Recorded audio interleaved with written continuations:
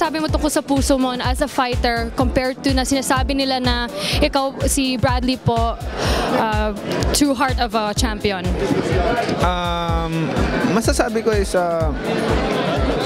kailangan ko nang mag-training na mabuti dahil si Timothy Bradley is undefeated boxer at malakas at kaya hindi pwedeng i-underestimate.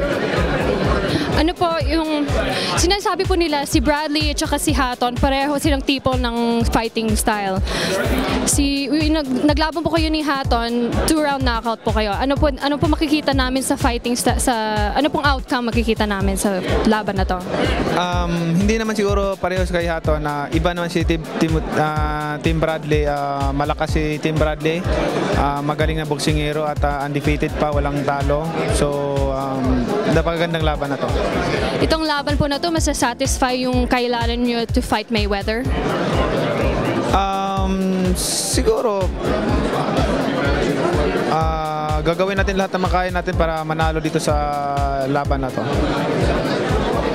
And how true are the rumors na pagkatapos nitong laban nyo to, magko-concentrate na po kayo ng maging congressman para sa Pilipinas? Naka-focus naman tayo pero ang gagawin natin is after ng fight na to, pahinga tayo at focus sa trabaho.